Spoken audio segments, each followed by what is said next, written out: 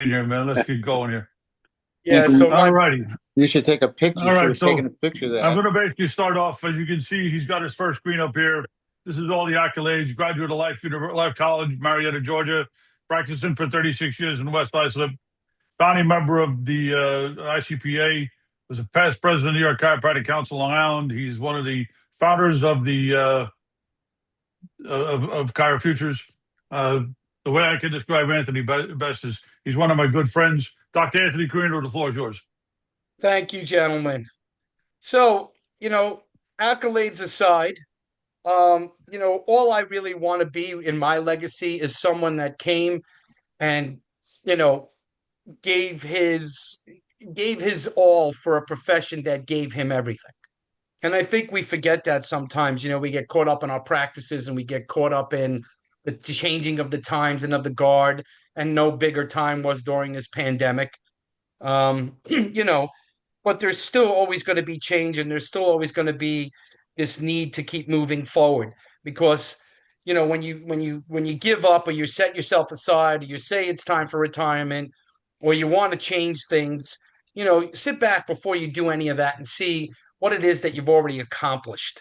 And I think that's one of the biggest things that we sometimes, we look at the people who are the most successful in the profession, and we try to compare ourselves to them.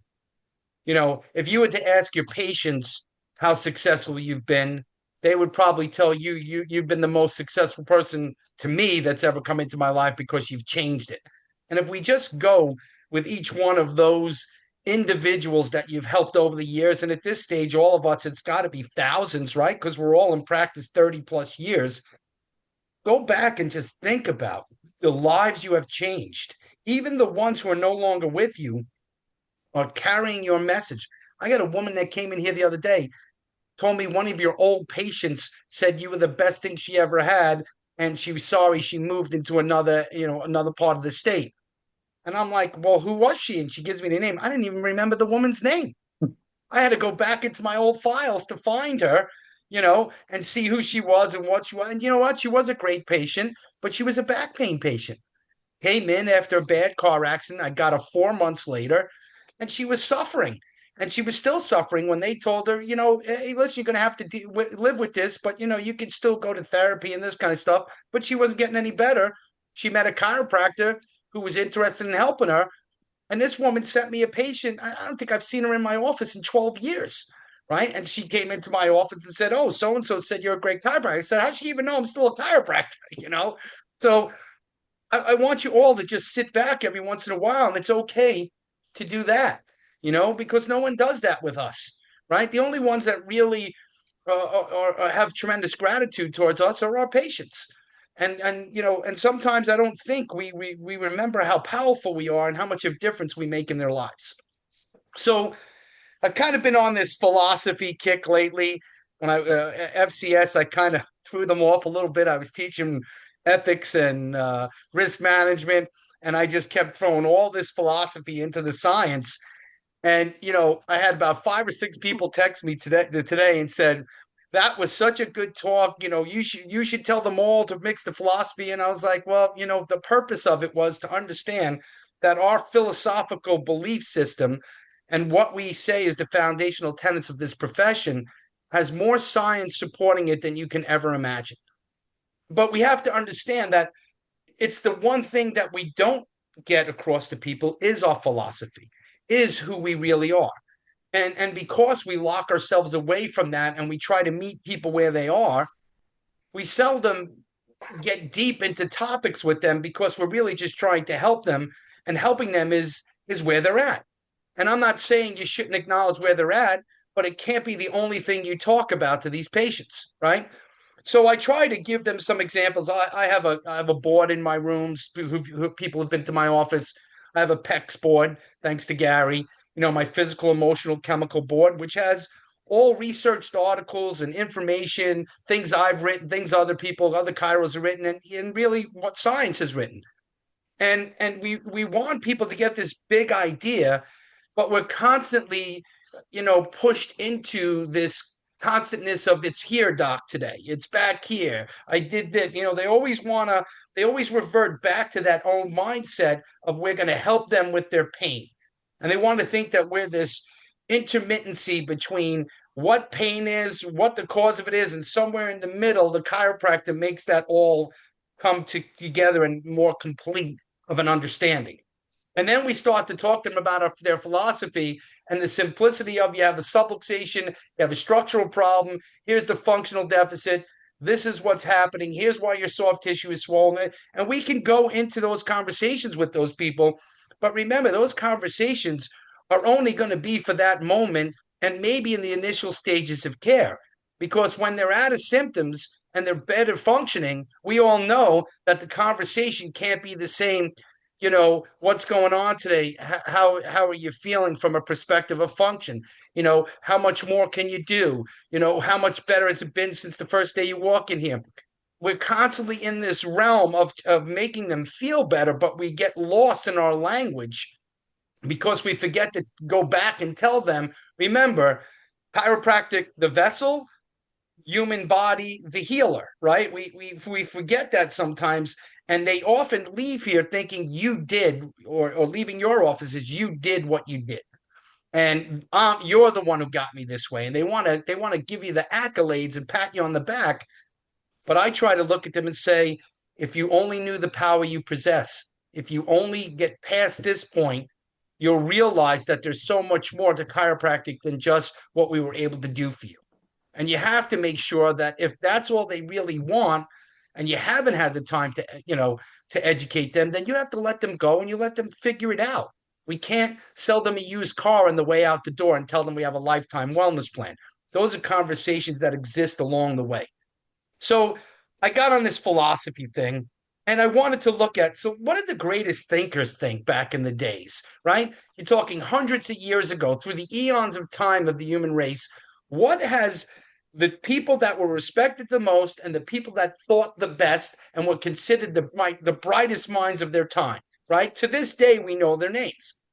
The one emphasis that most of them always talked about was health. Because let's be honest, unless you had money, unless you had a roof over your head and access to food, and you weren't a soldier or something, you weren't living too long, right? You're lucky you lived to 35.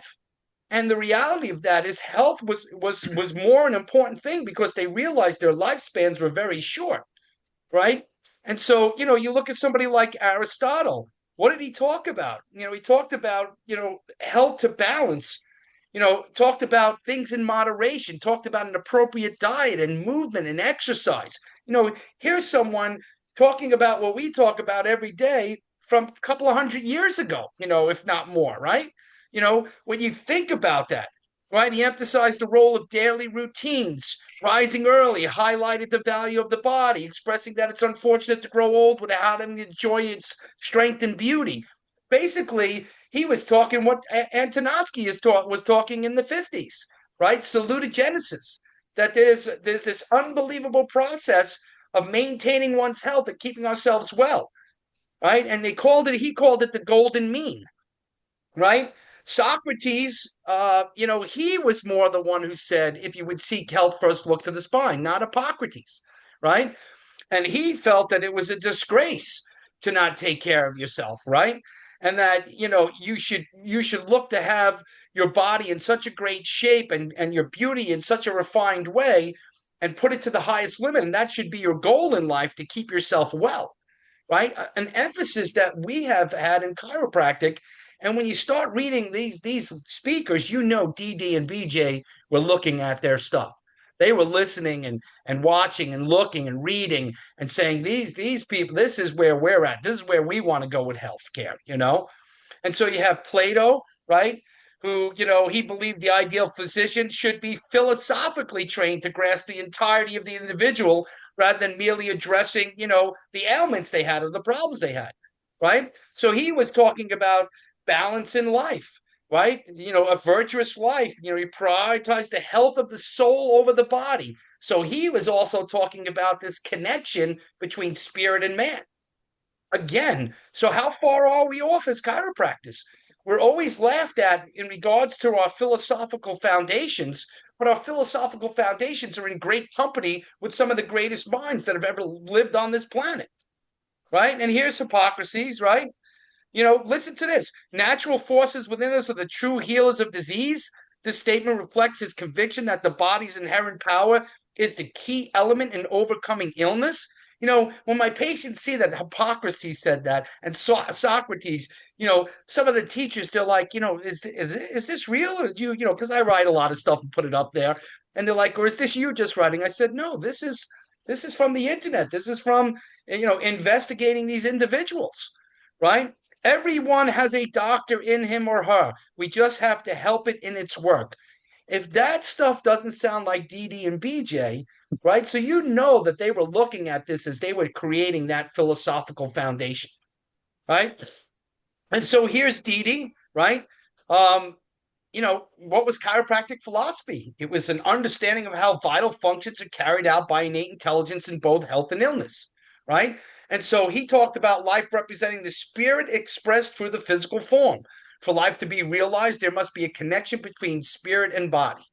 Larry Webster used to always say to me, the greatest adjustment he ever gave was a guy that came in. He was basically on his deathbed. He'd been taking care of him for a while. He was terminally ill. And he came in and he wasn't looking good that night. And Larry put him on a table and adjusted him and left the room. And when he came back, the guy was dead. And he always told me the greatest adjustment he ever gave was connecting the spiritual man with the physical man. And yeah, he definitely had to call the local mortuary place, the funeral home. He had to call the police, to get them because he had a dead man in his practice. But the reality was, at first he was scared as hell, but when he contemplated on it and he sat down, he realized, when he was talking to himself and sitting with himself, he realized that might be the greatest accomplishment I've ever had in my life. That I was able to take this man in pain and suffering and transition him to the next level. I think that's what we all try to do at some level, but we just don't want anybody dying in our practice, right? But we definitely want them to take a step up and step forward into worlds that they've been afraid to encounter because they just didn't have the knowledge. And so that's why, sometimes when you're really doing high volume, you don't really get the chance to speak to people on a one-on-one basis because you're moving so much. And so to me, I think that hurts the profession sometimes, unless you've really got someone who's got a super healthcare class, makes it mandatory and puts people through the process. One of the things that I got away from during COVID and now have implemented back into my practice, and the difference is remarkable. I got patients now coming in with questions, bringing me literature saying, hey, the other night when you were talking about that, I saw this on the internet. I thought you'd be interested in this. Now I got them thinking. Now they're thinking more about what if, what's the possibility of, instead of, oh, it's just Dr. Carrino is going to do that, 3-minute adjustment, going to turn my power on, and, I'm going through the motions. And then when they start to feel better, they don't understand why, but they go, oh, I guess this is what treatment is. And they only equate what we're doing to how they feel. And we lose them as that process goes by, because then how they feel, because they feel good so much, they start to second guess themselves and say, well, I feel good all the time. And you know what? I don't really need that anymore. And then we try to fight with them to bring them back into our worlds. And what we're really doing is pushing them farther away. I'd rather ask them the questions of why they've come to these conclusions as opposed to telling them that they're wrong, right? Or telling them what they need. I'd rather ask them, why do you think you don't need, care anymore because you don't have any symptoms? And then I use analogies. I think the best analogy is cholesterol medication, blood pressure medication, diabetes medication, right?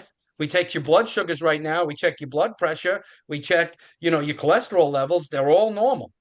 And they go, yeah. And I say, why are they normal? They say, oh, because I take my medication. I said, but now that they're normal, why do you continue to take your medication? And they said, well, I have to in order to keep that way. Oh, okay. Now I get them, they get that look, that glazed look at like, you're trying to make a point. I said, I am. Because what I'm telling you is I'm glad you're feeling better. I'm glad you're functioning better. But why would you want to stop here? Just getting to that place. It's like getting to the 5-star hotel, walking into the lobby, seeing what a beautiful place, and then go, and the person that you're with goes, "Oh, I don't like this place. This is the wrong place." Right? It can't be that way, guys. We have to find this equal ground with the population, and the only way we're going to bring them over onto our little island is if they're fully aware that a ferry even exists to get over there. And they're not. They're not aware of a lot of the things we tell them. And when we do tell them, if they really have a question about it, don't just blow them off. Sit and further explain. And if they really want to know it at another level, tell them, "I'd be more than happy to prepare something for you so you can read it." And then we can have more questions, because I'm not going to sit here 20 minutes in the room because you didn't make the healthcare class. Right? So again, how much we allowing them to see who we are is the key. Right? BJ, talked about, we create a process where we're not altering your environment to see if you fit into it. We're creating such a healthy person that it doesn't matter the environment we throw them in, they're going to survive and they're going to thrive. And we want them to understand what it really means that nature requires no assistance, only the absence of interference. And they don't get that, right? Until you really explain to it. But you can't explain it to like you're talking to a chiropractor. You have to be able to explain this in their world. So I simply say, okay, you would think right now, if you take your cell phone out, you would need no assistance in getting a phone call. My office sucks for internet service, right? So when they're in my office, you always hear them in the rooms cursing, like, "Can't get on there, can't get a phone call," right? You hear them talking to each other. And I always say, you don't need assistance for your phone to work, but you're definitely going to understand that if you don't move into a different location, you're not going to be able to remove this interference and create a normal conversation or a normal connection. And I always say to them, I said, it's amazing. I could have 5 bars standing on the planet Earth right here. I got 5 bars. And then I walk 5 steps to my right or left, and now I got 2. So what did you do? You're going to sit there and try and talk with 2 bars or try and connect? You're not going to be able to. You need 5 bars. So you're walking around with 2 bars right now, but you're still able to connect, but the connection isn't full enough. It's not strong enough. It's not focused enough. And you're not going to get the full connection.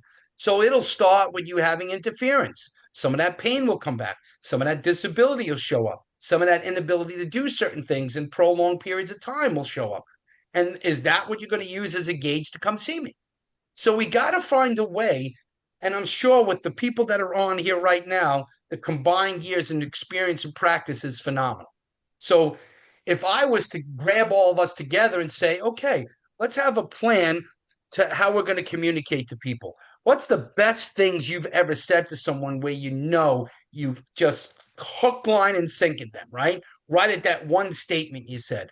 I don't think there's enough of those conversations among us when we're just hanging out that, someone comes with a little pad and pencil and starts writing down these little anecdotes and these little answers to some stressful conversations that you have, and really making it more simple. Because I think we get too crazy with what we're telling people. And when we're sitting there trying to explain their x-rays, they don't even know if it's a skull on there, a neck on there, a low back on there. I remember I had a low back on there once, and the guy said, "Where's my head?" I said, "On the 3 other shots we're going to pull out later, but this is your low back." He had no idea what the hell he was looking at. And so we want to go up there and start talking to him about subluxation and all these bones and this. We have to keep it simple, right? So here's Nietzsche. Nietzsche took a different stance, right? That which does not kill me strengthens me, right? So he believed, that health represents a victory of a self-determined will to overcome external circumstances, meaning it's more than merely the lack of illness, but an indication of strength and capability, right? So Nietzsche took a different approach. But if you read deep into this, what was he saying? It is important to you as a human being to work your hardest to be the best, is basically what he's saying, right? And it's not just this lack of illness thing because you feel good all of a sudden, because there's plenty of people who feel good. One of the things I say to my patients when they say, "Oh, I'm feeling great and stuff, so much better, doc," and I always tell them, remember, a terminal cancer patient has good days, right? And I just want them to grasp that for a second. Some of them look at me funny. Some of them say, "Yeah, I get it." And some of them just look at me and say, well, I don't have cancer. I said, no, that's not the point I'm trying to make. I'm trying to make that if you base your health on how you feel, you may be very dissatisfied when you come to the realization that you haven't participated in your own healthcare and taken care of yourself. You didn't just go by, well, whatever happens, happens kind of mentality. Right. And then, we have the World Health Organization came back in the 20th century, had a definition that, we all talked about back in the day. When I was in school, we loved the World Health Organization's definition, of all the organs and tissues working together, to create this functional system, and that physical, mental, and social dimensions of well-being were part of health. Right. And so a lot of those philosophers kind of got beat up a little bit back then because we were already moving into that drug therapeutic model. And let's really be serious, guys. 1928, Fleming went away for the weekend, came back to his lab, and found that a fungus had invaded a petri dish and had killed Staphylococcus that was in the petri dish. A mistake was made, and the greatest discovery in the history of medicine at that time came about, right? So you're trying to tell me that the discovery of antibiotics, the foundation of probably drug therapeutics, right? That was an accident. People could understand that and say, "Oh, that's how it happened. What a wonderful thing," but they can't grasp a deaf janitor who had been deaf because of a fall gets adjusted and his hearing's restored. Right? Could never get that. They look at that and they look at you when you give that story to them and they just kind of shake their heads and say, well, can you help deaf people? I said, I can help everybody. I don't know if their deafness is going to be cured or go away. That's their body to determine that. And again, so what do? They lose sight of the possibility of and look at that as a fact and then say, well, can you reproduce that? Right? And that's not what Edie was able to do. Right? But I am sure some of you have adjusted people and say, oh my God, my ear just popped and now I can hear better. All of a sudden I'm clearer. Right? Yeah, okay, so maybe that was part of it too. But the reality was there was more of a change in that moment than any person you could take care of for 20 years with low back pain, right? And if that was the only reason why people came to us, we found out really quickly that he couldn't reproduce that. But what he did see was all these other people who had ailments start to self-limit, resolve, right? And so he said, I found something, it just isn't the cure for deafness. So we have, I believe, a very good avenue to helping people with low back pain and neck pain and headaches and all the symptomatology that usually drives them to a chiropractor. But I think if we don't teach them why that happens and we just make them think it's this manipulative thing, we have people in our own profession making statements that make it even harder, right? So here's associate professor at Monash University, right? Chiropractic Journal of Australia. He's saying that suggesting that spinal adjustments remove potential neural irritations or blockages between the brain and the body, allowing it to function the way it is designed to, and thus cures or relieves various non-musculoskeletal conditions, invokes the discredit chiropractic vitalistic dogma of subluxation. Right? They hate that word vitalistic, right? They hate that, you can't control everything. It is a healing, self-healing mechanism, and you are not in control. Even if you create an adjustment, remove the subluxation, the human body is going to do what the human body does. And hopefully it does it in a better fashion, a more succinct fashion, and a quicker fashion when they are unsubluxated. Okay? But we also know that, subluxations can be good for you, right? Because those are the things that help the body understand that something's going on. But when you're trying to state a definition and trying to explain a very difficult thing sometimes, you get lost when people come up and show you this kind of stuff, and it's chiropractic. It's our own profession. Here's the FCA. This guy's a DC and an MD, right? He's saying that it's an unproven myth that it's an inappropriate inclusion in any chiropractic education. Well, listen, you want to see the proof of subluxation? Go talk to an upper cervical practitioner who gets an L5 disc herniation that comes in his office and he's adjusting or she's adjusting atlas and axis. And that disc somehow retreats back into the spinal column, and that person has no more sciatic pain, and no one directly touched their lumbar spine. If Anthony, we're going to prove, there was a go post ahead. by the ICAK this weekend that said if you roll an L5, what you do is actually torque the dura at C1. Well, there you go. Right. So to me, if I'm really going to explain, if I'm really going to, I think they get even more confused why an upper cervical adjustment make their low back pain go away. But I simply say, well, you take a pill through your mouth and it goes into your intestinal tract and it made your sciatic pain go away for 3 hours. So why can't you think about an upper cervical adjustment can do the same thing? Right? They need that exact location kind of mentality in order for them to really get it, right? And so I think when they get it at the other level, they really become more of a lifetime chiropractic patient because they understand it, that it wasn't Dr. Carrino just putting his bone back in place because that's what it appears to them in their low back, or that drop table that did it, or the this or did it, whatever that is. When they get an upper cervical adjustment, they see change in the physiology that isn't even in the area of the adjustment. I think that holds a very powerful, position in their head where they said, yeah, but why did that go away? He didn't even touch my low back, right? Why did that improve? All right.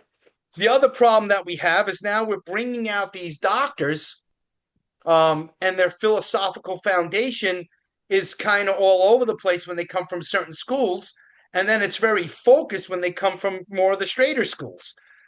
And there's this constant connotation that you see being little things that they're making notes of in regards to this LSOP scenario, right? Which is this limitless scope of practice scenario that they believe students are favoring.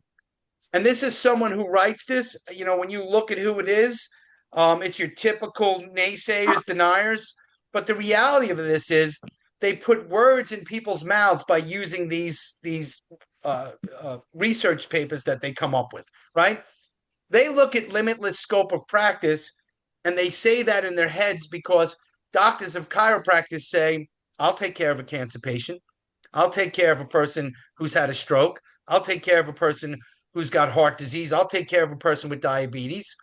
And that's not a limitless scope of practice because the way they're taking care of them is not saying your adjustment will make your diabetes go away or, your adjustment will heal you of cancer. They're saying that a person who has a spine that is subluxated, it doesn't matter what disease they have, if I can adjust them and I'm not going to hurt them or it's not going to be risky to do something, that's what I'm doing. It has nothing to do with a limitless scope of practice. My scope of practice is a very specific chiropractic adjustment given at the right time for the right reason.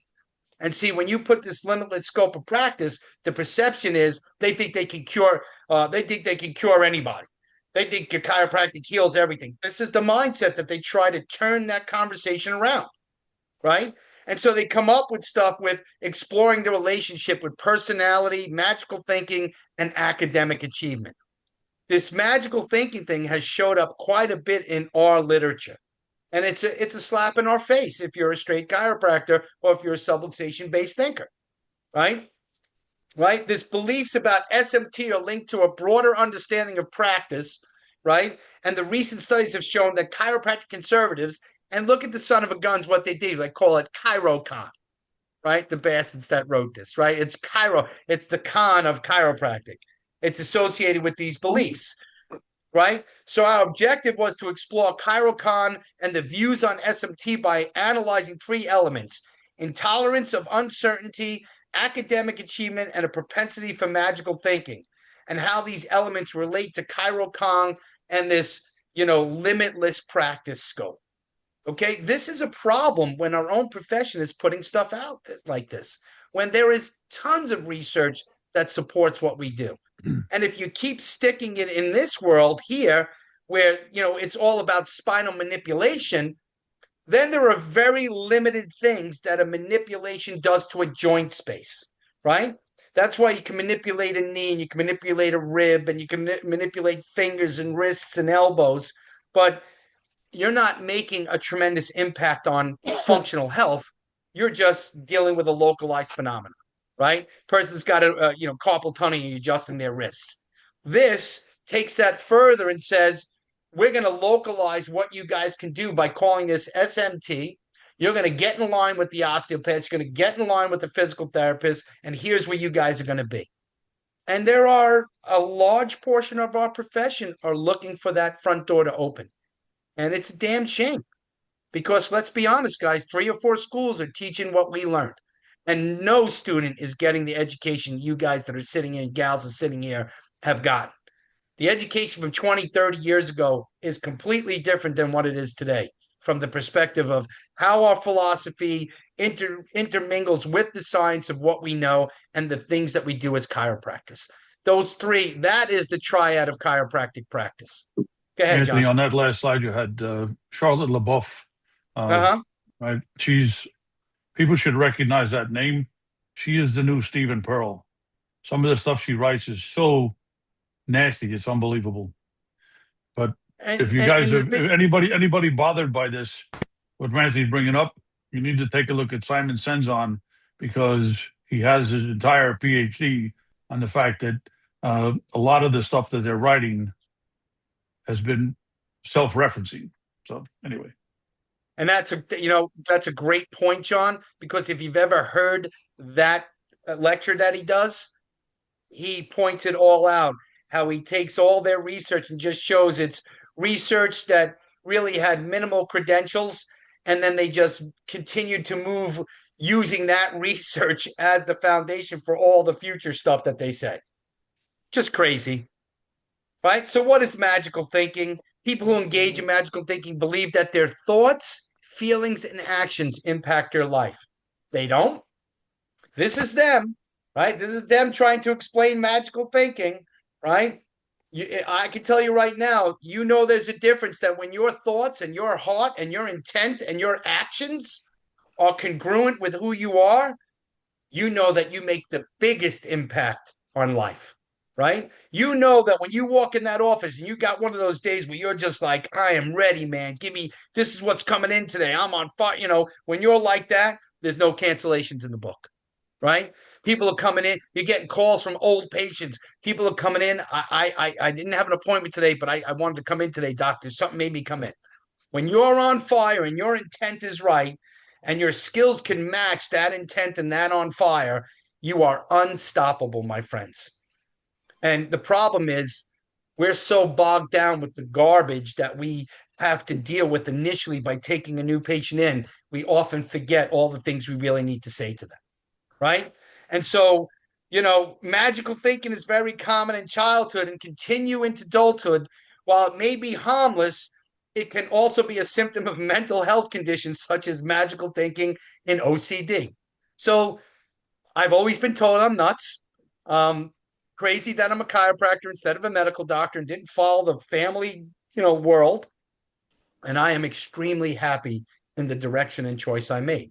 And so if magical thinking is anything, as far as Arthur C. Clarke said, it's just science that we don't understand yet. Right? Because I am sure that when in 1928 Fleming found that magic, they didn't want to think that magic exists. And that's why they didn't implement antibiotics until when? 1940. So 11 years went by of this guy trying to prove what he found is good. He just couldn't he couldn't create large batches of it, and he couldn't isolate anything. But when the new science started rolling forward in the 40s, they actually started to figure out how to culture it, figure out how to, find out what was really doing it. And antibiotics became a household name. And Fleming it interfered with the opium, the cocaine, and the laudanum. Well, and think about, and that was my next phrase. I was going to say not mention those, but think about what they exposed people to and what they were giving people. I mean, mercury, they used to give them mercury pills, and want to know why their tongue was blue and their teeth were turning different colors, right? I mean, the reality of this trial and error scenario of medicine, could you picture being the first one who got an appendectomy, right? Or the first or, the first person who had their gallbladder removed, right? Or the first person who had to have, an artery, repaired. They didn't repair arteries back then. What did they do? They cut your arm off, your leg off. Look at all the amputations that were done in the Civil War because they didn't know how to patch up an artery, and the injuries were so severe that they just cut it off and cauterized it. So, medicine began extremely barbaric. Drug therapy began that way. But you know what? Chiropractic did not play any way in that world of doing things barbaric to people. We weren't killing people in the name of future research, right? Our research was improving people's function, right? So, I always love this. This is my Medicare out, right? When Medicare patients come in, this is what I show them. I said, yeah, you can use your Medicare and care protocols in the beginning of our care. We'll help you get out of that pain and make you feel better if that's why you're here. But the reality is, I want you to understand how your Medicare limits you from being a healthy person. And I just showed them this, right? And then they realize when they're feeling better, they either try to do one of two things. One, they try to write on your forms and your re-exams that I'm still a 7 out of 10. And I still can't do this now. I said, you've been under care for 12 weeks. I seen you run up my steps today. You sat in there playing with one of the little kids by the toy box. You're not a 7 out of 10 today. So stop playing the Medicare game. Get functional. We're going to reduce your care. You're going to get less care, and you're still going to be as healthy because you don't need to come see me 3 times a week, right? But here's everything right here, guys. Any treatment that seeks to prevent disease, promote health, and prolong and enhance the quality of life, or a therapy that is performed to maintain or prevent deterioration of a chronic condition is not covered. And they get kicked off when they see that. I said, would you like me to get the CMS book so I could show you what page it's on? And they just look at me and they go, no, doc, I know you wouldn't. I was like, so here's what your Medicare thinks about you being healthy at 80 years old, at 75 years old, that you shouldn't be. And you shouldn't do things that help you get there, right? So I'm a big conflicts clarified guy, right? I have a company called Improving Clarity. I deal with lots of businesses. I also deal with, the chiropractic profession. But basically, I go in and read things and look at things and say, okay, here's why people are lost and why they can't understand what you're trying to teach them or tell them, right? And so if we're going to deal with the public, they know nothing about what we do. And so we can't get in there for an hour and teach them a healthcare class, but we can at least meet them where they're at and explain to them that there's a different path that we're going to take and a different way that we're going to approach this, right? And so I rather clarify those conflicts in my first visit with the patient, to ensure that, they're going to follow what we say and get the most of chiropractic, right? So we want to deal with these, misconceptions and these disagreements. And something as simple as, so what do you know about chiropractic? What have you heard? And who did you hear that from? I'm not saying you're right, you're wrong. I want to know what you know. I want to know how you know it. And I want to know who told you. Okay. And then I want to know, what do you think about all that? And obviously they thought something positive because they're in your office, right? But I want to know, what are your concerns? What is it that you heard about chiropractic that you are afraid of, or even questioning whether or not you should be here today? And you know what? When you ask that truthful question where you really just want to know, they say it right to your face. Somebody told me that, you can have a stroke. Someone told me you could break my neck. Someone told me if you if you adjust my child's spine, it's not even developed yet, you can paralyze them. These are the things that people hear, right? So remember, this is what people think, right? And in this realm, they don't think bad. They just think that here's the medical doctor knows everything. This is what I believe, right? So I'm a dummy. The doctor knows everything, right? Doctor handles everything. All the patient has to do is show up, right? Doctors determine how quick you get better, right? And treatment centers on symptoms, which doctors manage, right? This is all what the common sense mentality of the public is, right? They always say, hey, don't worry about it. You'll feel better within the week. And insurance covers everything, right? In medicine, maybe.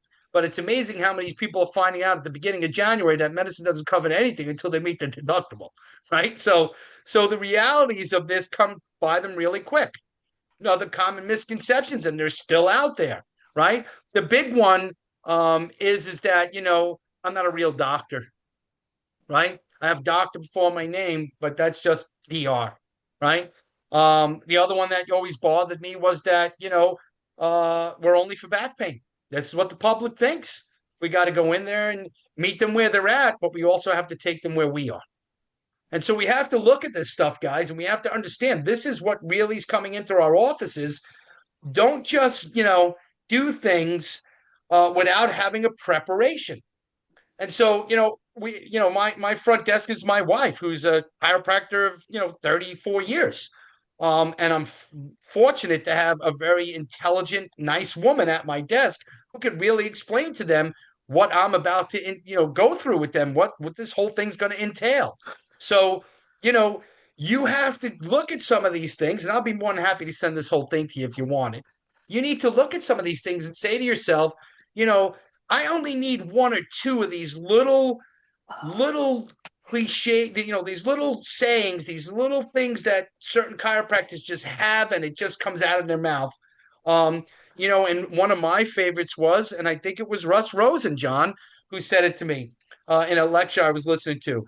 He basically said, when a patient came back, and it's been like the third or fourth time the person came back, the question that was the most significant was, why do you think your problem has been returned? Right? Not, see, I told you so. See, I knew it would return. It was more so, why do you think it's back? Why do you think it happened again? Right? And why do you think now it's a little more advanced? Right? They have to meet you there. They have to answer that question. Don't answer that question for them, because the truth will only come out of their mouth. It's not going to come out of yours. Right? And then I want to question their expectations. So what do you think is going to happen here? I got the Harry Potter wand and everything's going to go away? Or do you think it's going to be a process? Process of time, right? One of the 33 principles. I think it's number 6, right? There is nothing that can occur that's going to occur without the process of time. And so we can't just go along to get along, right? Medical necessity. My favorite, people go, oh, they told me I have unlimited care based on medical necessity. Well, medical necessity is not what you think it is. It's not a get out of jail free card. It's not a get all the care you want for free card, right? It is a process where you are looking at this individual and from your scope saying, I see the problem. I know what I can do to find that problem and fine tune it. I know the type of danger there is if the problem isn't taken care of. I know the safety of how to take care of them. And now I'm going to provide them with a diagnosis, and I'm going to provide them with a care plan. And that is for a very specific process, not for a wellness patient. It's for a very specific process. So when they walk in your door with a very specific complaint and a very specific process, take them through the process of understanding. Go ahead. I missed you. I missed someone. Do you have a question? Okay. And I love Bill Esteb. Got to meet Bill at an early age when I was in practice. My first 5 years of practice, I was a Renaissance doctor, and Bill worked in the same building as Felicia and Riekman, and became friends. And Bill has given me some gems in my life from just a perspective of taking the patient's point of view and sitting back and saying, what do they really want? What they're saying may not be that, right? And so let's be honest, whether they admit it or not, they've all been on the medical care. They've all most likely taken drugs, right? And they have this quick fix allopathic perspective. And you're not there to whitewash that. You're there to say, here is the difference in what we do. And he even says this pre-existing attitude can affect your capacity to influence and direct these people. So you got to stay strong, right? So here's some doctor insurance stuff. I want to clarify what my goal is today, right? I want to decide whether or not, and here's another key phrase to tell these people. When a person calls us and asks us, here's what's going to happen today, but let me explain to you. Today, what we're going to do, the exams we're going to do, and the advice doctor's going to give you is going to determine whether or not you're a patient that can be accepted as a chiropractic patient in our practice. I don't just tell them, yeah, come on in, we'll accept you, right? When they come into our office, we tell them today is about whether or not you'll be accepted as a patient in our practice. I want them to understand we don't accept everybody, and not everybody can have chiropractic care. And let's be realistic in that, right? There are certain people that come in, just have the wrong mindset or have the wrong health problem, and maybe chiropractic isn't for everyone. And for some reason, chiropractors have a problem with that, right? If you've seen some of the things I've seen in the risk management world, you might not be so quick to just jump on a person and say we can help everybody, right? And so again, we go through a process. I ask them questions, right? I promise I'm not going to waste your time or your resources, but I want you to know if you let me go through this process, does it sound reasonable for you to take that time to do it? I want to know what they think because I want these questions answered on the first visit. I'm not dealing with this into the third week of care. And now you're not showing up, right? I want them to understand. And I go through all the processes with them in how the office functions and how they're going to communicate with us and how important it is to maintain care. We go through the whole process with them. And I think a lot of times we think these people know what we're talking about, especially if we got one who's real, excited about care. And we sometimes half-ass what we do. Okay. So I did the first step. I took them through. I talked to them about their history. I tell them what we're going to do in the exam. They know everything up front before I do it. Okay. I don't just put them on the table, say, get on the table and start examining. This is why you're prone. This is why you're supine. This is what my hands are going to do. Here's the areas I'm going to touch. You don't just do a leg check and start palpating someone's buttocks, especially if you're the opposite sex, right? People are funny with touch, so you got to let them know I'm going to touch you here. Chiropractic hands on. You have to let them know. Prepare them for what you're about to do because they may say, "Hey, I'm really ticklish. Please don't touch me this way. I get spasms if you touch my low back." Or, "Hey, I was abused as a younger person. I really have a problem with touch. I heard a lot of great things about you, but I'm very skeptical." And then you got to sit down. You got to go back through a process. But don't just do things, right, in this report of findings to make a person feel better. We want them to be knowledgeable and understand what they're getting themselves into, right? And so in this report of findings, they're going to learn how to trust you. They're going to learn where you're at, right? And if you're not addressing their immediate needs, I'm telling you, don't got them long, guys. Right? You need to address their immediate needs, and you need to be this person who's able to talk our philosophy and deal with those immediate needs, right? Because that's why they walked in. They're a consumer, right? If you walk into McDonald's and you want a Big Mac and a guy gives you a chicken sandwich, you're not too happy, right? So the reality is, what are they asking for? And then in the process, maybe the guy at McDonald's would say, well, the chicken sandwich is half the price of that Big Mac. And they're just freshly cooked, and you get free fries with those. You might be able to sway them into trying the chicken sandwich, right? But in your practice, you've got to teach them for them to accept what you do. All right. And here's these last three slides. I just want you to get a grasp here, right? We try to be friendly and be their friends, our patients, right? It's the same thing that I think young parents are doing today. We're trying to be their kids' friends, right? I don't want to be your friend. I'm going to be friendly to you. And we can create a friendship over time, but friendships take years to develop because they're based on trust. They're based on actualities of events that you did together or actions that you saw people take and say, man, I want that person in my life. These are the people I jive with. Right. And so we're not going to create a friendship on the first day, but we're going to be friendly and have empathy towards what they're complaining about and why they're here. Right. And so we want them to understand that we're not going to go along to get along. Here's how things work. Here's what we do. And if you understand what we do, here's what your responsibility is in the practice. All right. Here's how you come into our office. Here's the visits we advised. We do it on a repetitive basis. We will explain to you why that happens, right? Here's how you set up your visits each week. Here is your co-payment. They have to know everything. Why are you not putting them in a full understanding of what goes on? There should be no surprises in your practice. The only surprise should be, oh my God, I can't believe how much better I feel. I can't believe how much healthier my body feels, how better I sleep, how better my digestion is. And you know what, doc? My sciatic pain's gone. That's the person that I know I can continue to educate. Right. But let's not just go along to get along, because if you don't start promoting our principles and our philosophy at the beginning, it's definitely going to complicate you down the road, because you know you're going to have that conversation about lifetime healthcare and lifetime wellness and the maintenance of their spine.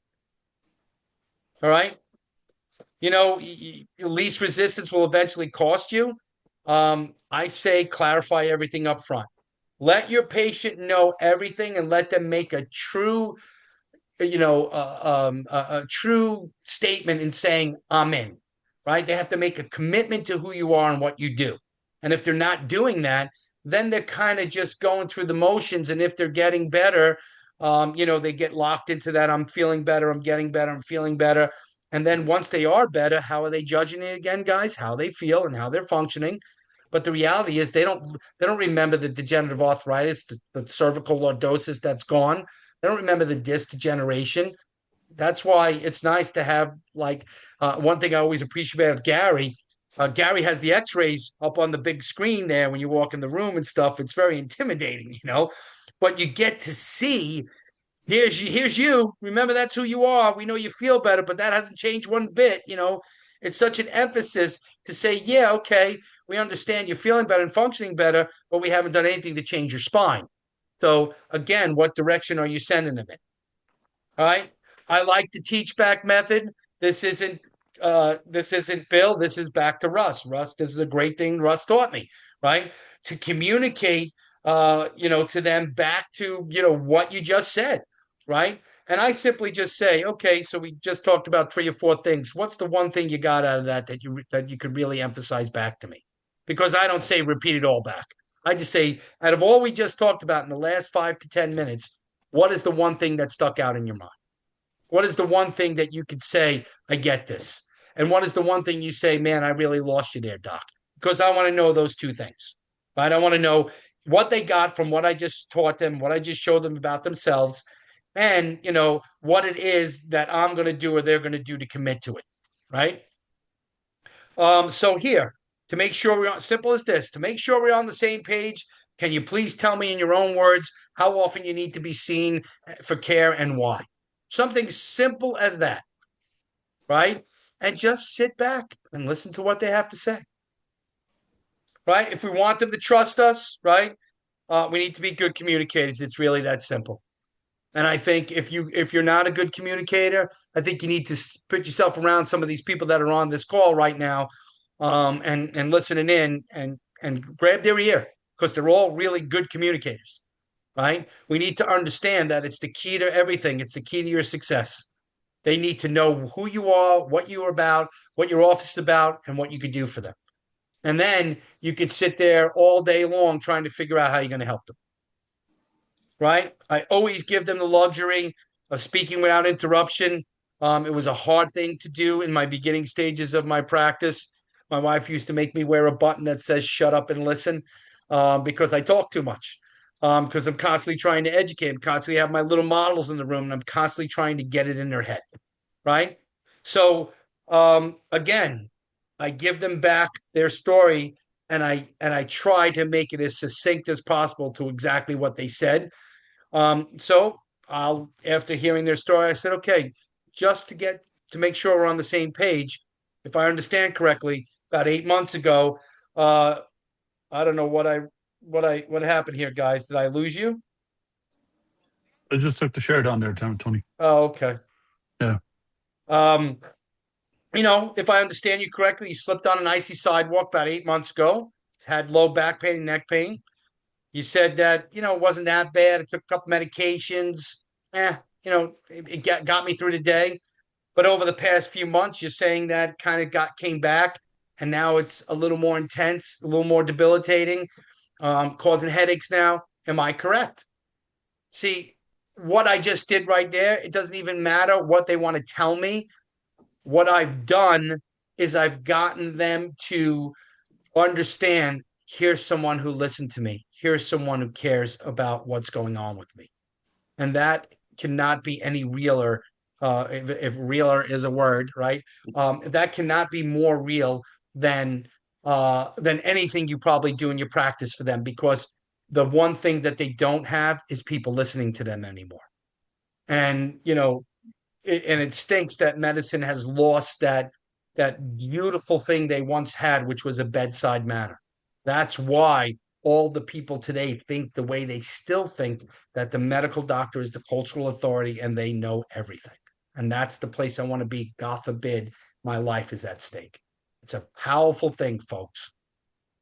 Okay, I'm going to try and get you back because I lost you. Can you see me or can you just see the PowerPoint? I can see you. We Oh, got we got you. can you see the PowerPoint? I took the PowerPoint down. I think it was last slide, right? Okay, yeah, that was it. So I think the biggest question here is, right, if we're really going to look at how we're going to communicate to people is that I really think that we should all start training if you're weak in it, because there are definitely things that even to this day, 36 plus years later, I still struggle with certain aspects of things that I know I have to go back and get better at. I would love to see the council do something like that, where we're in a communication, seminar for 3 hours, where we're not putting people up that are just world class communicators. We're sitting with chiropractors, because there's always that one or two gems that each chiropractor has. And so I love hearing the way other chiropractors approach other things. So if you got the key to what I was trying to express today, I want you to understand that there's no reason why the skills that you have as chiropractors can't be helping more people, because your skills are there. What we're struggling with is how we're going to communicate, not just that we can help people, but why we can help them, and how we can communicate a different philosophy of what it means to be healthy, as opposed to what they believe it is to be healthy, which is, this fear and this escape from, this fear of sickness, the escape from it, hiding from it. And I'll share you with this. A young patient came in today, a young couple. The wife really gets what I do. Been here for about 2 years. And the husband, he gets, when he needs my help, he wants my help.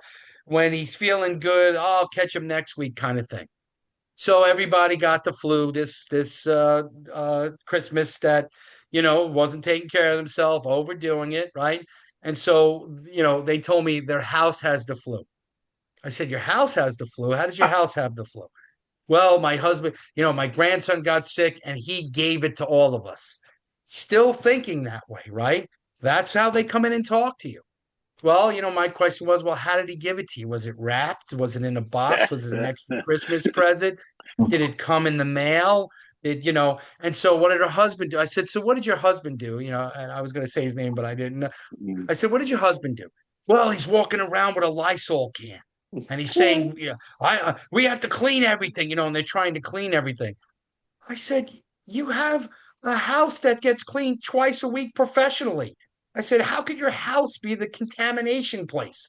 I said, you have a sick kid. He's close to you. You're not 100% healthy because you don't have symptoms. You're not 100% healthy because you just went through basically a whole holiday season from Thanksgiving to now, where you just did things that you don't normally do. And so your body is a little susceptible. And so you don't get germs because someone threw germs on you, because you're not sick, and neither is your husband, but everybody else was sick, including, I guess, the Anderson windows, the front door, the basement steps, because your house was sick, right? The insanity of that. When you go back and tell them things like that, you know what you get? You get a smile, and they realize, oh my God, how silly, you know, how silly that I still think that way. So, if you get anything from the short time we were here tonight and the whole hour, I hope you get that we all need to buckle down, guys, because we have an opportunity right now. You see what Kennedy is saying, you see the things they're talking about, and they're trying to get the medical doctors to embrace that and change themselves into that. Why would we need to change anything? We have a whole profession with 70,000 chiropractors sitting there that have been doing what they're trying to get medicine to do for 130 years. If we ever needed leaders, it's now. If we ever needed to get our talk down and get our healthcare class succinct and straight to the point, if we ever needed to be so on in our report of findings, it is right now. There is no better time. So I leave you with that. And I want all of you to know that I say it all the time, but I mean it. It is an honor and a privilege to be a chiropractor and to have people like you folks. I know that if the proverbial shit hit the fan, I know that there's dozens of you that I could rely on to help me in the worst times. I know there's also people that if I'm struggling with certain things, I can make a phone call to and they can put me back on track. And I hope that all of you feel that way with the people that are on this call and the people that are in this council and the peers you have that you work hand in hand with all the time, that they are there by your side because we're all in this together, right? And if we continue to move forward more together, I got to be honest with you, the person who holds the olive branch out the most and the one that I always respected is Johnny. I've got words to say to people who don't agree with me. John, I give you a lot of kudos, and I don't just say this to you because you're a good friend. You have a special gift to just kind of, and Gary too, you two guys, you just have that gift where you create that bridge. And it just seems like people want to cross who would never cross if I was on that other side of that bridge. So I appreciate you guys, brothers. You are my brothers. I appreciate everybody who came on the phone to listen to this crazy chiropractor from West Islip. And I just hope you come and you continue to share on this and you come to these council meetings, you come to the Lyceum in March, you get yourself involved again, you bring a person in. Let me tell you, you bring a person to our meetings and the council wants to charge them to be at one of the meetings, I'll pay for them. All right. Because we got to get more people in this council back to functioning again.